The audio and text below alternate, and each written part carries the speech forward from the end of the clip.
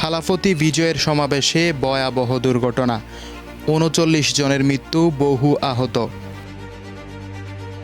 তামিলনাড়ুর করুর জেলায় অভিনেতা রাজনীতিবিদ থালাপতি বিজয়ের নির্বাচনী সমাবেশে ভয়াবহ ভিড়চাপা দুর্ঘটনায় অন্তত ৩৯ জন নিহত হয়েছেন। নিহতদের মধ্যে নারী ও শিশু রয়েছে। এছাড়া আহত হয়েছেন আরও ৪০ থেকে ৪৫ জন। শনিবার বিকেলে বিজয়ের দল তামিলাগা বেত্রি কাজহগম এর আয়োজিত বিশাল জনসভায় লাখো মানুষ সমবেত হন। প্রত্যাশা চেয়ে অনেক বেশি ভিড় জমে যায়। দীর্ঘক্ষণ অপেক্ষার পর বিজয় মঞ্চে আসার আগেই অতিরিক্ত ভিড় ও বিশৃঙ্খলার কারণে হুড়োহুড়ি শুরু হয়। পর্যাপ্ত নিরাপত্তা ও নিয়ন্ত্রণ না থাকায় মুহূর্তের মধ্যেই পরিস্থিতি ভয়াবহ রূপ নেয়।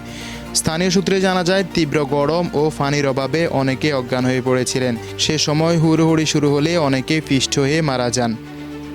হাসপাতালে নেওয়ার পর বহু মানুষকে মৃত ঘোষণা করা হয়।